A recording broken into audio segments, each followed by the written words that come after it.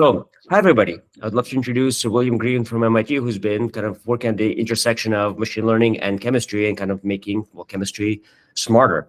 Welcome, William. Oh, thank you. Thank you very much. So welcome, everyone. I'm going to talk today about how we try to model complex systems of chemical reactions. And I'll particularly focus on two softwares that we've developed. One is the reaction mechanism generator, RMG, in the lower right there. And the other one is ChemProp. The reaction mechanism generator is a type of expert system for kinetic modeling, and it knows about many, many types of reactions in chemistry. It has estimation rules. It has it's attached to numerical solvers to be able to simulate systems. But the weakness of RMG is the accuracy of the predictions of the rate coefficients and of the properties of the molecules. So it has estimators, but they're not great. So in recent years, we've worked on trying to get more accurate estimators using machine learning methods. And we developed a software called ChemProp. The icon is shown in the upper right. And that's a general machine learning software for chemical problems that may be useful to, well, it's useful to many people. So it's actually the most popular chemistry program on GitHub right now with the most stars. And so this talk, I'll talk a little bit about RMG and also a bunch about ChemProp and our whole approach to try to do this problem. So the motivation of this is we want to understand and design chemical systems. And to do that, we need predictive models. And for the point of view of understanding, if we can't predict something, or if we predict something inconsistent with the experiment, that means we really did not understand it. And of course, to design, you have to predict what would happen with different proposed designs. And in my world, we want to design new molecules that, if we mix them exactly right, would be an effective drug, or would be an active element in a new photovoltaic cell, or in a color display, or would be a low greenhouse jet fuel. And for any of those tasks, I need to be able to predict the key performance property of the new molecule, and also many other properties, because there's a lot of performance requirements on any of these molecules to be functional technologically. And I also have to predict how to make, called synthesize the molecule, if it's a new molecule that no one has ever made before. And I also have to predict the fate of this molecule as it degrades in use or in storage, or actually even after disposal into the environment, maybe. And I also have to be able to predict the reaction products and the reaction rates, two particular quantities that are really important for these predictions. If you can predict reactions, you can do a lot. If you can predict the products, you can then make a recipe for how to create the molecule. And this task is called computer-aided synthesis planning. And we have a software package called ASCOS, developed primarily by Connor Coley. That's if you draw any molecule, it'll suggest a whole bunch of recipes of reactions that it predicts that if you do the sequence of reactions, you'll convert some commercial starting material into the molecule you want. For that, I don't need any rates. I just need to know what the products are of each step. But if I can predict the rates as well, then I can do better, because then I can build kinetic models, and they can be used to quantitatively simulate the time evolution of the chemical systems. And my group is kind of famous for making the software for that, called the reaction mechanism generator. It's a big software package, and basically is made to try to predict kinetic models. It constructs kinetic models and then solves them to make time predictions, ideally for like any situation. So you can put any mixture of chemicals, any reaction conditions, and just click go, and it'll try to build a model that will predict what will happen as this thing evolves in time with all the reactions happening. This is a really difficult task, but we've had some success. And so we have several examples we've published where we made the simulations and compared them to experiments that were either done independently, simultaneously by somebody else, or were done after we already finished the simulations. And if you can do that kind of prediction accurately in the computer, this can be extremely helpful for designing new chemical processes. Now, here's the engineering motivation of this. So I'm in a chemical engineering department, and the way we develop new chemical processes is that first somebody has an idea of what they want. They do some lab experiments. They find some reaction set that looks like it might work, some mixture, and then they add a whole lot of money and actually do a process called scale up, where you try to make a small unit that would simulate the actual industrial process you would imagine for, say, making this chemical. And then you would scale that bigger and bigger to a size called a pilot plant, which is like a small factory. And then in that unit, you could then do experiments, and you measure the experiments, and it's quite close to a full-scale unit. So you would really believe the results. And then you would typically fit a simple model to those data and use that in interpolation mode to design the full-scale unit, which you would then build a huge factory to make your chemical. And the whole purpose of this really is just to get those accurate kinetic predictions so you can do the design of the full factory. But the fact that you need a lot of money to do the pilot plant experiments is a huge barrier to innovation, because the research manager doesn't want to really invest millions of dollars to build a pilot plant unless they're really, really confident it's going to work. But unfortunately, a lot of times these ideas don't pan out. So you can spend a lot of money and then end up with nothing that's commercializable. And that really inhibits people. But this is bad for society, because the world needs to decarbonize quickly. And that means that basically almost every large-scale chemical process in the planet is going to have to be replaced by some other decarbonized version. And so we really need much faster chemical innovation. And this is not even addressing issues like we need new drugs, and we need some of the materials we make are actually not that great for the environment. So we might actually want alternative materials. Every single thing that we change is going to require a new chemical process. So really what we want is just to skip that whole procedure with the pilot plant and just go directly from what we want to a model that predicts what to do. That would be the ideal case. If we could do it, it's fantastic, but it's actually pretty challenging. That's what I'm going to talk about. Now, as I said, that sometimes this works, but there's definitely challenges. It's challenging to ensure the simulation includes all of the important reactions. It can be challenging to solve the numerics. And then finally, very often the problem is that we mispredict the rates, and therefore our model is not faithful to the reality. And because this talk is short, I don't have time to talk about all three of these. So I'm not going to talk too much about the problem of finding all the reactions, nor the numerical problems, but instead I'm going to focus on the problem of making accurate rate predictions and other molecular predictions. Now, a general problem with chemistry is it's really vast. So if you just stick to light molecules that would be easy to analyze, that you might conceivably keep on your shelf in a lab, you can see pretty quickly that there would be more than 10 to the 20th such molecules. And then they would react with each other with something on the order of 10 to the 40th possible reactions. So this gets really out of hand. And then many people are interested in larger molecules than that. And the numbers are even much worse. The combinatorics gets even worse and worse. And it's known that many important processes of even relatively simple mixtures involve more than 100,000 significant reactions. But only a tiny fraction of all those molecules and reactions have ever been studied at all. Even written down, the name of them has not been written down. Though very recently, somebody used a computer to write down more than 1 billion molecules that the computer predicts should be possible to make commercially. If you look at what's actually known, there's about 10 to the 8th, 100 million molecules listed in the PubChem database.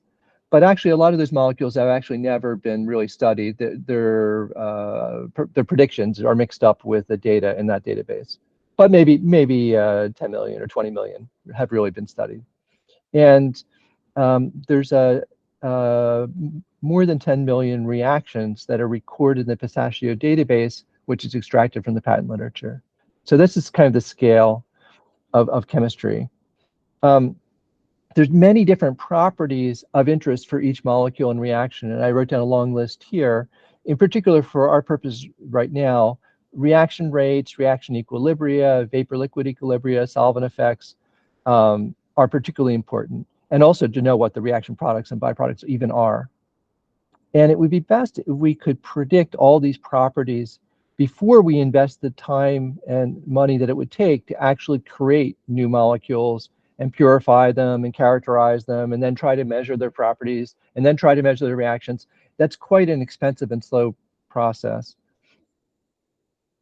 Now, the problem with this prediction stuff is that the data is really quite sparse. As I said, that the total number of molecules and reactions is like on the orders of 10 to the 20th or 10 to the 40th.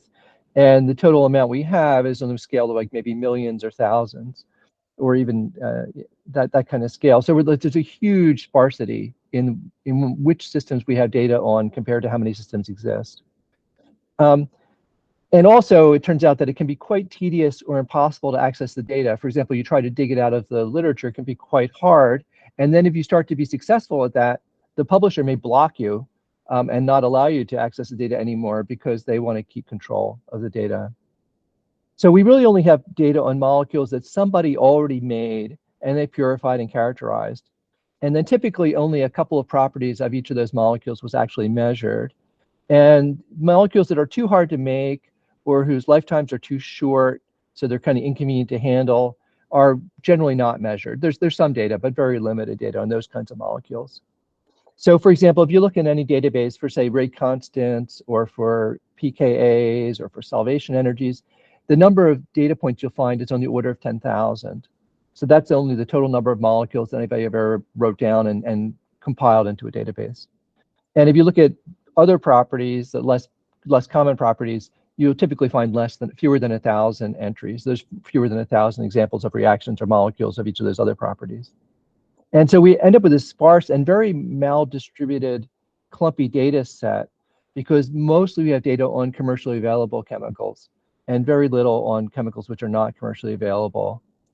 There's enough data that you can predict closely related molecules and reactions, but it's really pretty unreliable to extrapolate to new molecules and new reactions. And the data on reactions in general is much sparser. Is everything okay? Yeah.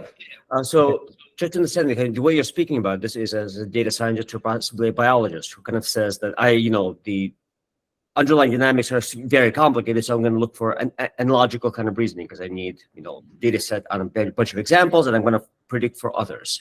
Unlike, say, a physicist who's going to say, I have Schrodinger's equation, I have a giant hammer, I'm going to go to town with all the details. So kind of where in this complexity space is this problem in terms of our ability to derive it from finer grained, lower level simulations? So that's my next slide, so I'll keep going. Fantastic.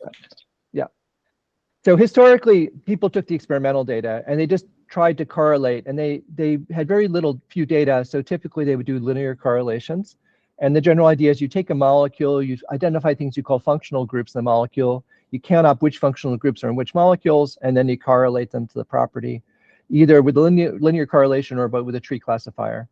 And this works okay, but you end up with models that have very narrow scope, that they only work for certain types of molecules or certain types of reactions where there was a lot of data.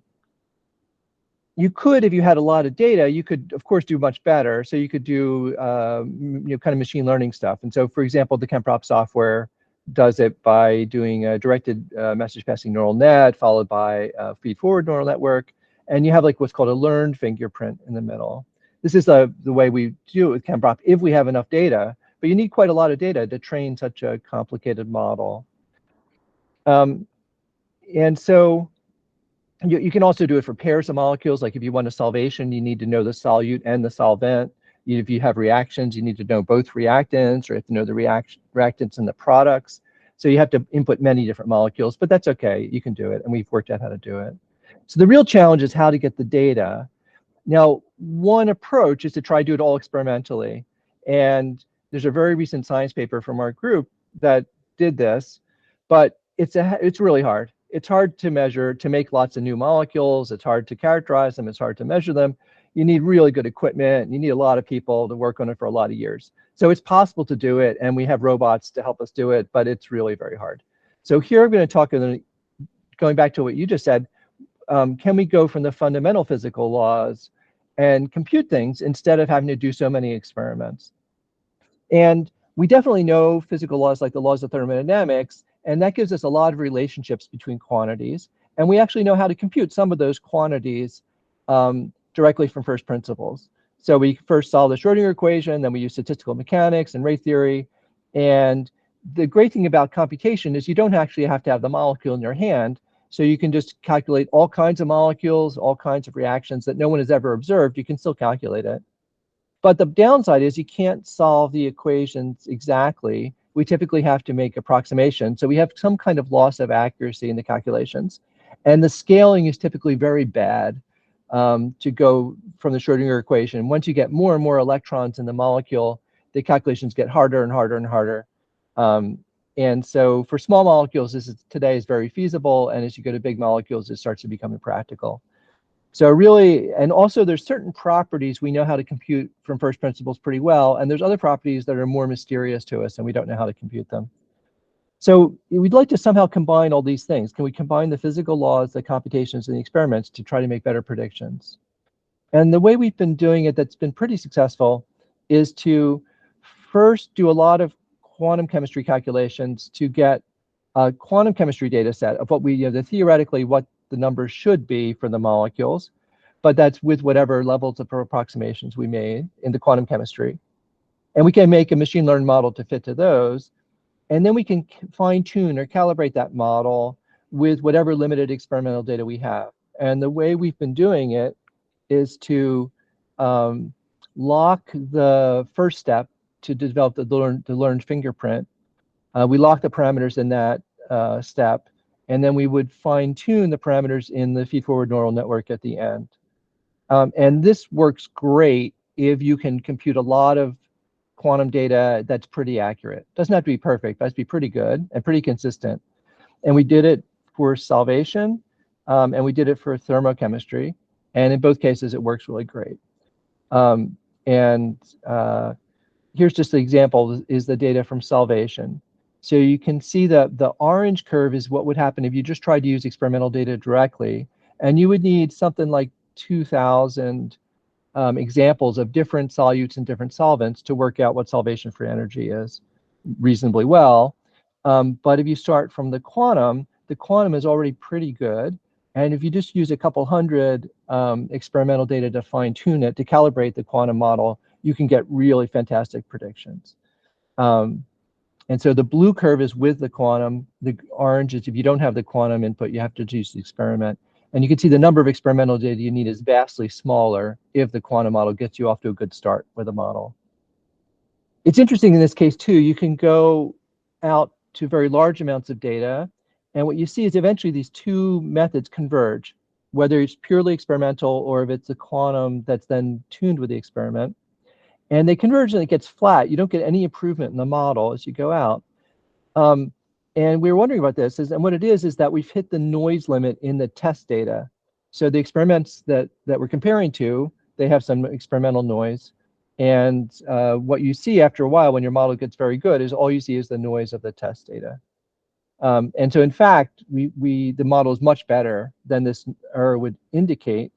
And we verified that by finding a small set of data where there were very high accuracy measurements. And in those cases, the model predicted them well too. So it's not, the real error of the model is much smaller than what's shown in this plot.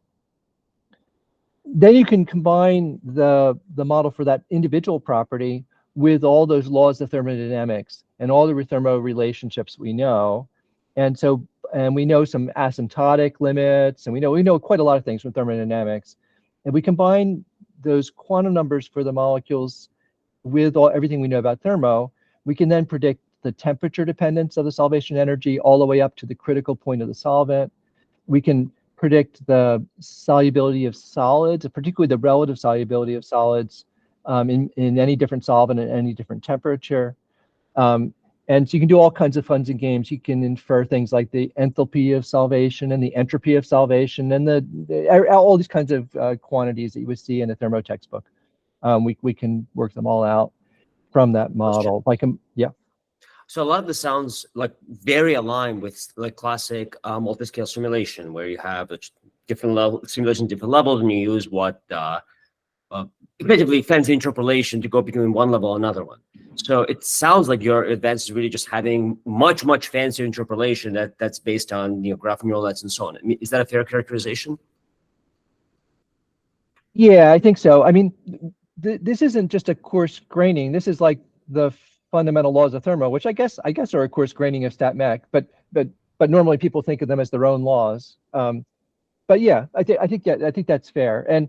And certainly you could have done this with those linear correlations that people used before.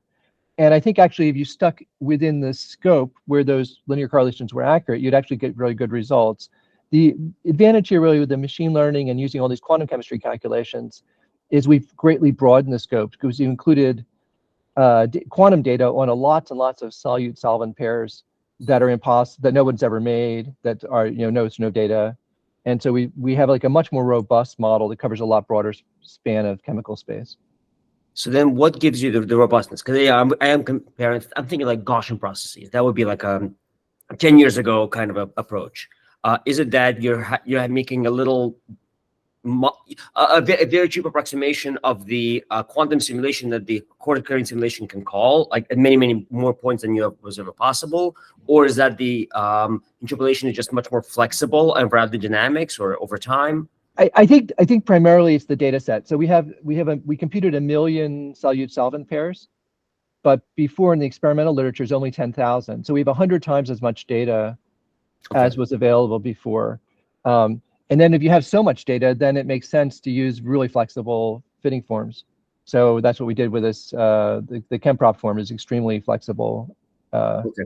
No, that makes sense. Yeah. I think you could use other forms too. I wouldn't promise that ours is the best, but I think if you had that much data, it's not that hard. Model. Yeah. And so then we tried to use the same approach for a lot of other problems. So we did it for thermochemistry of gas phase molecules. We did it for this relative solvation of different conformers, because some molecules, they're floppy and they rearrange differently depending which solvent they're in. So we can predict that. We predict ions and pKa's. We predict the solvent effects in chemical reactions. I'll show more about that. We predicted reaction barriers. I'll talk more about that. We also predicted things like infrared spectra and ultraviolet spectra, lots of things. So if you can compute it quantum mechanically, and if you have some experimental data, then this procedure works, and you can do great. And you can even go whole hog and say, computer, keep on computing more quantum calculations to broaden my scope or to hone in on what I want to know about. And I can just go away and let the computer decide which molecules it should compute. And then I can have some criteria for like what I'm trying to learn in the machine learning, and how to judge if I filled in enough space in a certain region of chemical space. And so we did this too. So we have this kind of self-learning update thing where you can just go away, and whenever you have computer cycles, it just keeps making more and more data to fill out more and more chemical space. So that's kind of fun too. Another direction with this is you can use the machine learning things to try to accelerate conventional first principles calculations. So this figure is showing the sequence of steps that's kind of state of the art of how to calculate a rate constant from first principles. And you have to do a lot of things. You have to figure out the conformers of the reactants. You have to find the conformer of the geometry and the conformer of the saddle point and the potential energy surface. You have to do different levels of quantum chemistry calculations to try to converge to the best estimate of the real barrier height. Then you have to do a bunch of second derivative calculations to try to get the Arrhenius A factors and do some stat mech there. And it's quite expensive and tedious to do this. And I mean, some people are really excellent at it. So we have people who publish a lot of papers doing this, but it's quite a project in order to compute rate coefficients accurately. And so in the literature, we found people who had made estimators for zillions of different, to short circuit this process, to skip over some of the tedious steps to try to make it faster. And so we did that ourselves. And so we made estimators for steps B and C shown there. There's different ways to short circuit the overall calculation and kind of jump ahead. And you can, in particular, it's useful to try to make predictors of the transition state geometry. That's the geometry where none of the atoms are feeling a force, but if you bump any of the atoms, you'll either push the system towards reactants or towards products. And so if you can find that special geometry, then there's a pretty straightforward way to calculate the rate. But it's pretty hard to guess which 3D arrangement of all those atoms would be the right one. to satisfy that property. So anyway, we made a machine learning estimator, but trained from some of those saddle points, and so then we made we wanted to calculate 100,000 reaction barriers for 100,000 different reactions in 100 different solvents. And so we do this kind of bootstrapping where we had a machine learning estimator to guess the 3D geometries of the transition states, but it wasn't very good. So a lot of times the calculations would not converge from those initial guesses. But as we did find some that did converge, we used them to improve the estimator. So we retrained the machine learning model that predicted those 3D geometries over and over as we went along. And after we got, a couple thousand, 10,000 transition states, now our estimator was much better at predicting the 3D geometry better, which made the whole procedure go faster because we had fewer failures and also the convergence was faster. You have to worry a lot about supercomputer stuff if you're going to get into this really high throughput computation. So we have to worry about like which nodes and which supercomputers are being assigned for which tasks, and trying to make sure we're using all the memory right and everything is quite a complicated thing. And you can also you can learn about heuristics about when you're running a calculation. How can you detect that it looks like it's not really going to converge? Because then you want to cut it off and not waste the computer time. Carrying on with the calculations is not actually going to converge. So we made some ways to heuristic estimators to estimate, like, is this likely to converge or not? And then it would shut off the calculation if it looks like it's not going to work. And we also can use cheaper, more approximate calculations first, and then kind of hone in on the good geometry and then switch to higher accuracies. And that can also save many orders of magnitude in CPU time. So we did all this, and here's one of the ones we published. We worked on several data sets like this. So we made a reaction barrier data set for 12,000 reactions. This one we actually was the first one we made, and so we had to do everything brute force because we didn't have any machine learning estimators to help us. And this one we used as the initial training data for the estimators we have now for estimating the 3D geometries of the transition states. Then we computed the energies of each of these transition state geometries really accurately with a high-level method. And so now we have like really high accuracy barrier heights for 12,000 reactions, which is like the previously published ones had like 200 reactions. So this is like vastly more good quality reaction barriers than was available previously. And then recently, one question about that. Yeah. You actually put this thing conveniently between two different approximations of Schrödinger's equation, with Dept and CCST. I guess, do you have an intuition for kind of what phenomena this thing is accounting for that Dept, for example, is not? Sure. Yeah. So DFT is like a human guessed what the true density functional is, and they just try them out to find which of them happen to work pretty well. This one, CCSDT F12, is going back to the Schrödinger equation, saying let's try to just include as many terms as we can to make it as accurate as we can. And the F12 method means instead of making the mean field approximation, which is kind of underlies a lot of quantum chemistry, let's actually keep track of the distances between every pair of electrons. That's what the 1,2 means. It's like the distance between electron 1 and electron 2. If you do that, you can avoid ever having two electrons sit on top of each other in the simulation. And that turns out to be quite crucial to make the convergence of the energy really accurate, because those infinities and near infinities that you hit with the normal mean field procedures, you can't avoid them. You always have a little bit of them in your mean field model. And that turns out to really contaminate your energies a lot. So if you do this F12 thing, it forces that probability of the two electrons to be on top of each other to be exactly 0. And it actually has the right asymptotics as they get close to each other. And that turns out to be a really great improvement. But of course, that makes the computational cost really expensive. So this is a quite expensive method. So we would typically not use this for any geometry searching. We just use it for when we think we have an atomic arrangement that's really great. Then we would do a single calculation at that specific arrangement just to get the very high accuracy energy for that one. So that's what we did here. So we used density functional theory to get the geometries, and then we did these single points at the end. So do you have opportunities? Because I'm hearing some dynamics that you're describing that you discovered are worth keeping. Is it possible to kind of fuse the ML into the structure, like actually make that a cheaper model of this shape more learnable? Yes, yes, yeah. So I haven't worked on that much, but there's a community of people who've been working on basically ML to replace density functional theory, and then for the purpose of getting geometries better. Mhm. And so, and that people have had good success with that. I think the main challenge is generating enough training data for the relevant systems. But if you do, you can do quite well. And so, but I haven't done that work. So we just, if people have done it, we just use their codes if they make them available to do geometries, or we just use DFT directly. But that's a very big research area by other people, and I think also going very well. We've been mostly more interested in the last step of like the very high accuracy energies, because we're really trying to match experiments. You really have to worry about the numbers being really very precise. Got it. Yeah, thank you. Yeah. And a recent thing we discovered is that you can actually compute the solvent effects on rates really accurately,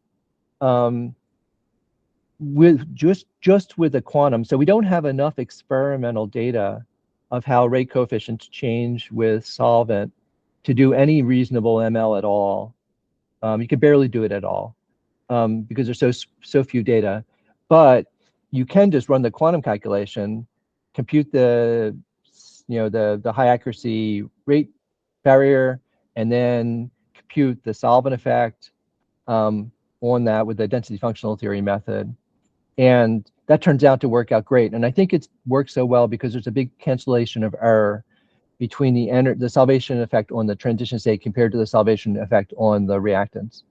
So you get more accuracy than you think you would be entitled to. But here's the result is this plot. So the x-axis is the relative rate of the same reaction occurring in different solvents.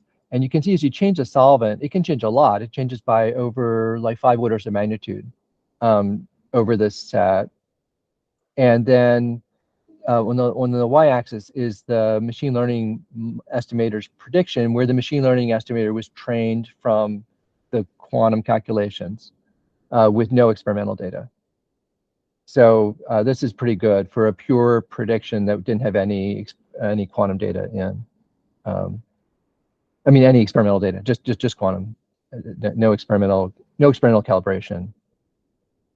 So this it turns out now you can predict the rates in any solvent with accuracies that are not much different than the rate would be computed in the gas phase.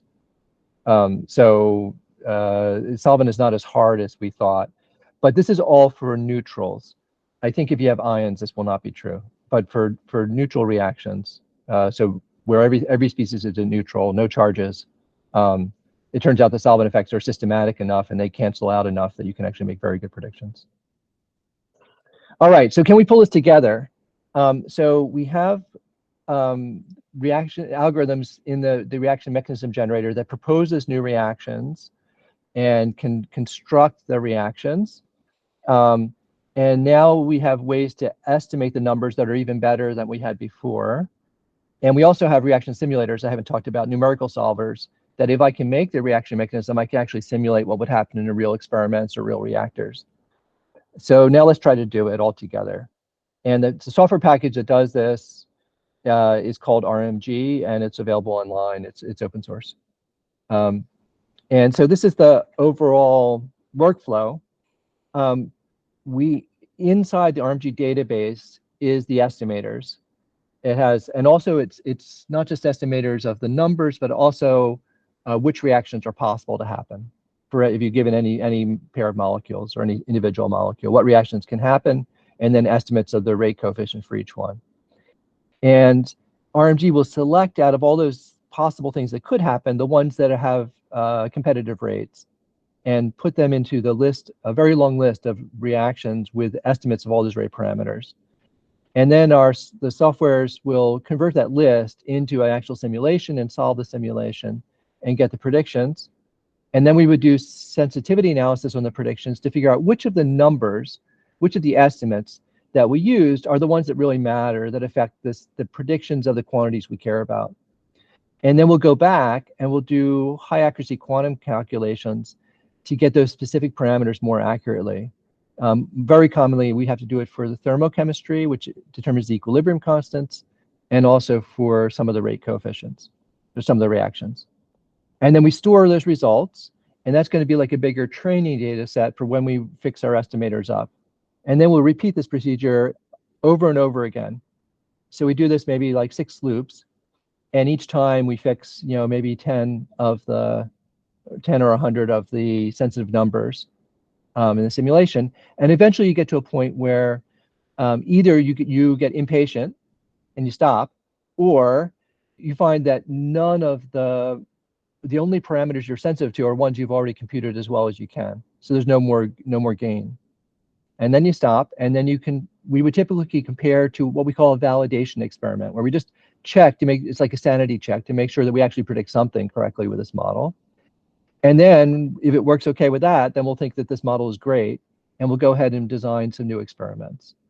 And then you could even go ahead, if you have a couple experiments and you feel that it's working for you, could then try to use it for something really consequential, like a new policy decision, or for designing a new chemical process that you're going to build, or investment decisions. So that's what we were trying to do. Is this okay? Actually, the question here is, can RNG be implemented to CFD combustion solver to simulate the complex time-dependent combustion reactions? We're trying to do it. Let me see if I can explain the problem. So the problem in a combustion system is that where the zones are hot and exactly what the composition are in the hot zones depends on the chemistry. If you change fuel, different places in the burner, for example, would be hot. So the CFD and the chemistry are very closely coupled. So typically what you have to do is you have to make a guess at the chemistry. Then you solve the CFD with that chemistry model. Then we would go and say, now let's check at the actual reaction conditions that you encountered, is that a chemistry model that you use, is that actually appropriate for those conditions? So then you would go through the RMG loop, and you would say, oh, actually in finite volume 1322, the chemistry model that we used before is too approximate. It has some bad numbers, it's missing some reactions. And so now RMG will make an improved chemistry model for that particular finite volume. And then we would iterate again. And we started to do that procedure with collaborators at the National Renewable Energy Lab, but we don't have it implemented. So it's like we're exploring how to do that iteration between the CFD solves and the RMG solves. But I think that's super important for the future. Okay, and then one more question. So this flow is, maybe I can summarize it. It's like this iterative process, which is essentially looks a lot like a linear, like that solver kind of thing, where you say you have a database of things you kind of know, you push it through simulations to learn things you may know, push it back in the database, keep cycling, and you can converge or diverge if it's a bad, well, there's a lot of ways you can go bad. So how likely are the bad things, and what yeah. So I've been a professor working on this for like 25 years, and I've seen more failures than successes. Yeah. But we have enough successes that the students don't get discouraged, and they'll go ahead and try it for their system. And then in some of the successes are phenomenally great. So I'll show you one of those right now. But I would say that the general challenge of making this whole procedure reliable is really crucial for its value. So if we can make it, 90% of the time it was reliable, then I think industry would just use it all the time. I think right now they see it as kind of an interesting toy that sometimes is great. So I think the reliability, and a huge part of the reliability is the reliability of the predictions of the thermochemistry and of the rate coefficients. And so we've been working a lot on what I showed you about getting better numbers, but actually I didn't talk about was you often have to worry a lot about the uncertainty estimates of how can you warn the user that a prediction is wrong or likely to be wrong, so you won't rely on it. This is quite important for safety stuff, because you really don't want to build a new reactor that's going to explode. Right. So we really need to work on estimators that have very good warning bells on them that warn you, like, I don't believe my own estimate. Don't, this is just a suggestion, not a real number. Yeah. That makes sense. Thank you. Yep. Okay, so here's an example. So we applied this to a real pilot plant case. So this is the sponsor wanted to make a new thing called high temperature pyrolysis because they had a bunch of waste gases and some extra natural gas, and they had a place where they really needed more ethylene and acetylene to make the products that they wanted to make. So their idea was to burn some of the gas with oxygen to make a very hot flame, and then to squirt a whole bunch of additional waste gas into that hot flame, and that would cause pyrolysis of those chemicals, whatever you squirted in, and then hopefully a lot of those would pyrolyze and make ethylene and acetylene if you got this just right. So that's what they wanted to predict. And so they came to us and said, please make a model for this that predicts it, and simultaneously hired somebody else to go, please build a pilot plant for us. So it happened just by coincidence that these were happening simultaneously. And so the other people were building the pilot plant to do the experiments, and they did 71 pilot plant experiments using 12 different feeds of different gases. And we built a computer model with the RMG by the procedure I just showed you that had 664 molecules in it and 8,121 reactions. And those are the ones that RMG considered to be important using our numerical estimates that we had at the time when RMG did this. And the whole thing is pure prediction, except at the last minute, the people at the pilot plant told us what the cooling water temperature was in the reactor, which allowed us to infer how much heat was being lost to the walls in the burner, which was hard to calculate because there's a lot of radiative heat transfer in their system. And so that gave a better estimate. We had just our own calculation of radiative heat transfer before that. So that one number is calibrated, just the total amount of heat lost to the walls. Everything else is pure prediction. And so here's the prediction of the yields of the products they wanted, the acetylene and the ethylene, compared to what they actually measured. So that each point is a different one of the 71 experiments. The colors indicate which feed they used. They're different chemical mixtures. And the parity line is the dark line. So a couple of the experiments we predicted perfectly. You see they lie on the parity line, but most of them are off the line. So it means our model predictions are not perfect. On the other hand, I don't know how much they spent to do that pilot plant experiment, but it was not cheap. So probably at least $10 million to build up that plan. And they had had Army technicians working for like 6 months to do it. So from that point of view, from the point of view of the sponsor, they might have done just as well to use our model. And that would be good enough for them to learn roughly how this works. And then what happened actually was that they then decided that this was not good enough, but based on this, they decided to change their process a little bit, and they had us simulate the process. And one of my students went and worked for them for a while, and they simulated their improved process and gave suggestions, and they actually made an improved process. And then later they went off by their own, kept working on it, and they made a patent on an improved version of the process, based primarily on the modeling. So I think that this is an example where if they had been confident that our model was going to be as good as it actually turned out to be, then they probably would have not have done the pilot plant and just gone ahead with based on the model. Now this is a relatively simple one because we're starting with relatively light feed. So I think the heaviest molecule is the input here has 6 carbons. And so the total number of possibilities of combinatorial possibilities is not that high. So we've been trying to go to higher things. So here's an example where we try to predict what happens if you start with a C18 mixture. So this is a lot more complicated, and you make a lot of different products, and you have a lot of different stuff in the reactor. And in this case, we did the experiments ourselves, and the curves are what our model predicts. And then we did experiments to measure a whole lot of different possible products, which are the points with the error bars on them. And you can see that sometimes the predictions are really great, and sometimes they're not that great. But again, maybe this might be good enough that if you don't really care exactly if you're 40% off on the prediction of one of the products, maybe this is fine, and you might just use the model to go. Now, because these molecules are bigger, you need more molecules and more reactions. So this particular one, we already have more than 3,000 molecules in the simulation.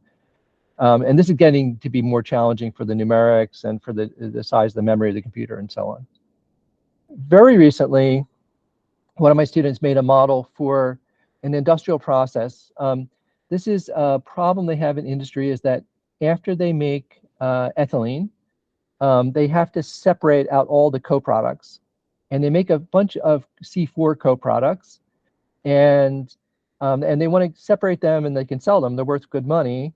However, a lot of them are very reactive. And what happens is that over time, the separation unit gets fouled due to some side reactions that form like this polymeric fouling film on all the surfaces inside the separator. And eventually they block up the separator and it can't work anymore. And they have to shut down the whole plant to jackhammer out the separator to get all the polymer out of there so they can restart the plant. And that costs them a lot of money. So they want to understand how this works. And so this is a distillation column. If you look in the second figure from the left, you see you have a whole bunch of trays. Each tray has a layer of liquid on it. It has a layer of the fouling film as a solid starting to form. And then above that has vapor. And it's a distillation. So some of the vapors are going up and the liquid is going down. And the composition in each of the trays is different. And the temperature in each tray is different. And so it's a little complicated to model, but we did it. And it turns out that this model explains a lot of mysterious observations they had related to the fouling in their units, and also shows a lot of unexpected. Simplistic models don't explain what really happens, and even in our model, you have to look in kind of some detail to see what's happening. It's pretty interesting that stuff from the hot trays is moving to the cold trays and causing reactions there that you might not think could happen at such low temperatures. So that's pretty interesting. So yeah. It seems like now you're getting towards kind of the physical, not just the chemical species, but the physical properties of this substance. So maybe going farther into, let's say, pyrolysis, there you have maybe a bunch of biomaterials which are in chunks and which may be heterogeneous. To what extent does that make a difference for the chemistry, like the shape of the particles? Right. So it's a little complicated. I would say that when we started with this one, we thought, wow, the fouling is very slow. It takes years to foul up this column. They can run for years. Whereas the flow through it is very high because it's an industrial process. They're running like tons of liquid through this like every hour. So we thought, the timescales are completely mismatched and we can just ignore things. But actually that's not true. That even though to first order, you could completely separate the timescales, to second order, you need to worry about it. And it turns out that this whole fouling has become a minor thing. And I think the same thing happens in biological systems, that to first order, you could say, well, all the reactions are kind of slow, so everything has a uniform concentration. But then I think actually people have discovered recently that there's actually different zones inside a cell that actually have different concentrations. Even though the cell is so small and diffusion is fast, the diffusion is still slow enough that there is actually concentration gradients that occur inside the cell. So I think each of these things requires, like, somebody has to do the multi-scale model and look into it and figure out. So you can make your first engineering guess that certain approximations should hold, and a lot of times that works, but I think it's not guaranteed. It's really nice if you have the ability to do the multi-scale model. All right, so I would say the conclusion right now is that if you have well-mixed small gas phase neutral molecules, we're good. That the RMG actually works and it should be fine. But we have a problem that when we go to big molecules, the quantum chemistry gets really expensive and very poor scaling. And also there's fewer experimental data, and there could be 3D effects, which I don't know if we would be able to capture with the current methods. And the number of isomers grows exponentially. So I think that big molecules is really a big challenge. And also even solving the models can get really hard. If you get more than about 10,000 species and the chemistry is stiff, I think it's possible, but you have to use very specialized solvers to be able to solve the chemistry equations. And then, as the question asked, if you have complicated computational fluid dynamics coupled with the chemistry, that just amplifies all the problems. And then I think another problem is, even if you can solve it, comparisons with experiments get really complicated for big models, big simulations, and we need better community cooperation on the data. Right now, people often measure things, but they don't report everything they measure, and it makes it quite difficult to really do a very convincing comparison of a complicated simulation with the data. But on the positive side, we can do this, and we have several cases where it's accurate and it looks really useful. And the fact that we can automate the calculations really makes it feasible that a single student can do this. The way we construct the models using RNG works okay, at least in some cases, because we have good results. But we have some other cases where it fails, and so we're really working on trying to get more robust algorithms. And often it can be very slow as the models get complicated. And definitely this problem with the CFD and inhomogeneous reactors is a problem. And then some systems are just too complicated. I think we have to think of different approaches. But the biggest problems right now is the quantum chemistry and the reliability of the estimates. And I think the data sharing could help.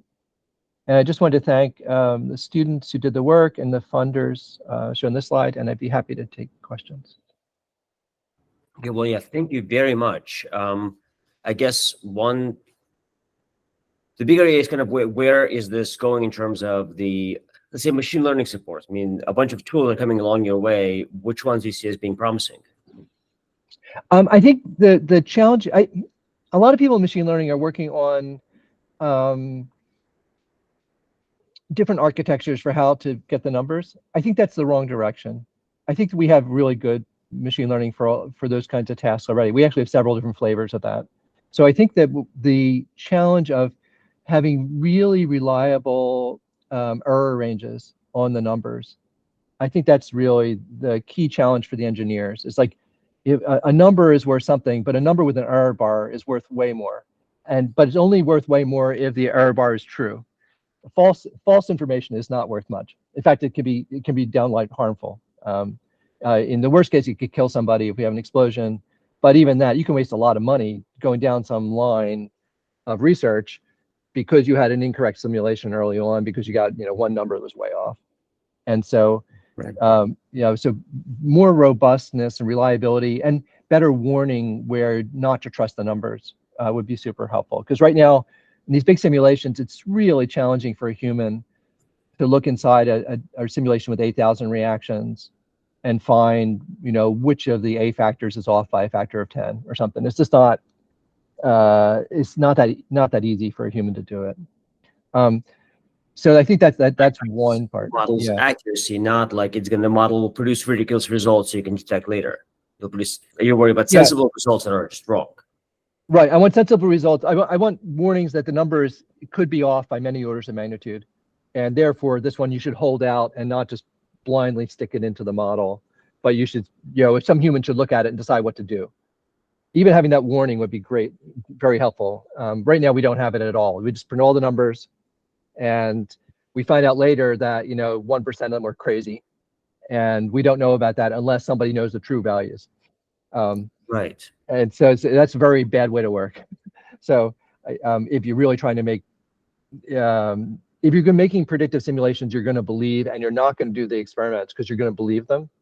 You really have to believe them, which means you have to really have good confidence in these numbers, which I think, most of the numbers are great, but some of them are really crazy. No, that's common, yeah.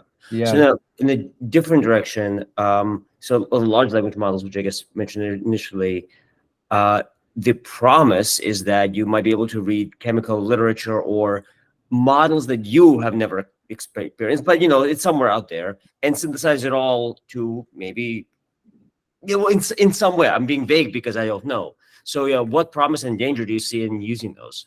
I think that's super. Well, okay, so it has the same reliability question. Yes.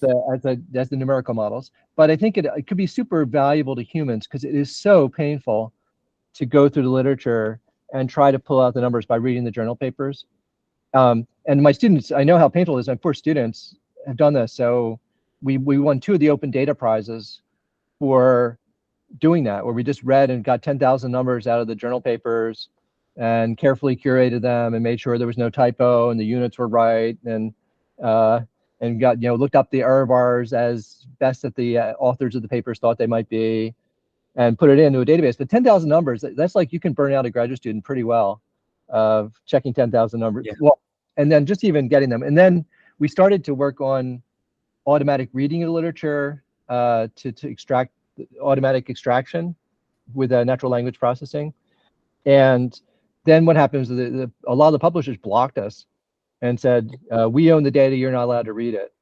Even if you have a subscription to the journal, you're not allowed to, they changed the terms of their licenses. So a human's allowed to read it, but no machine allowed to read it anymore. And so I think that's another issue that it's like a policy issue that we have to figure out how to handle.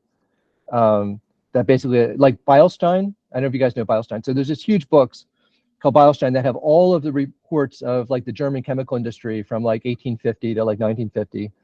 And it's like super valuable because it's like basically all of commercial chemistry, all of the experiments that underlied it are all reported in these books.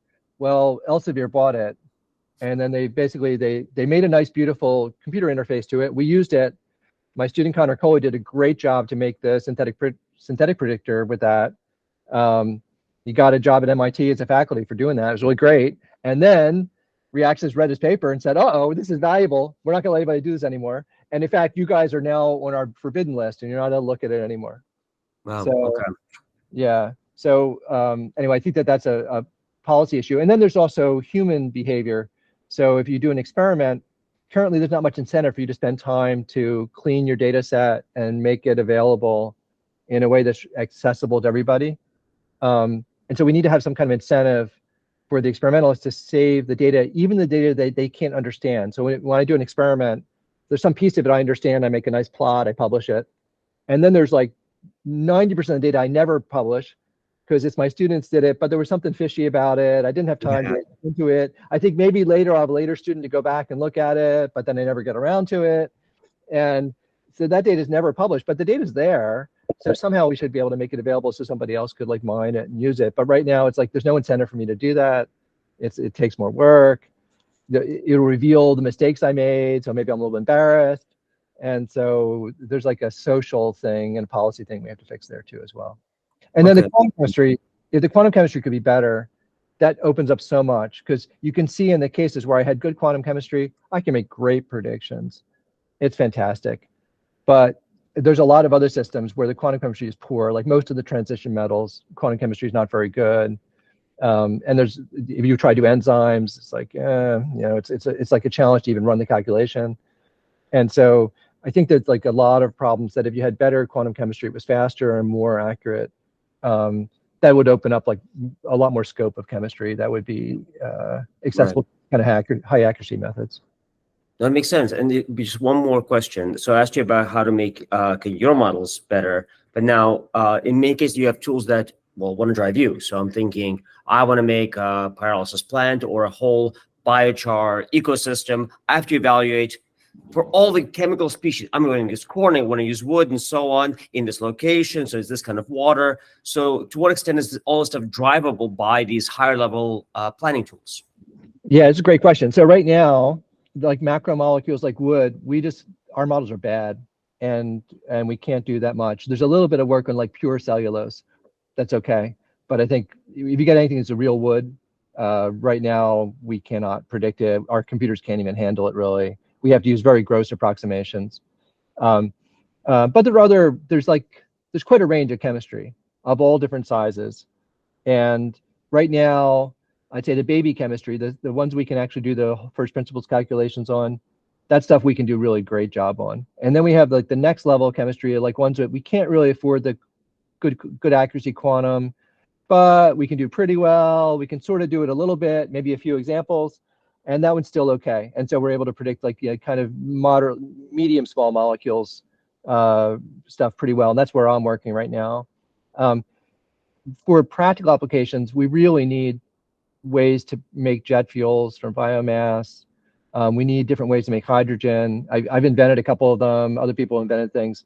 And currently it's really challenging to model all this kind of stuff. And so, but I think it's like, there's no fundamental reason we cannot, but all of those things I mentioned have to be fixed. And even then, there's probably some additional things we have to work on after that. But at least that would be pushing us a long way towards that goal. No, it's fantastic. Thank you very much. It was extremely valuable. Sure. Derek, thank you very much for the invitation.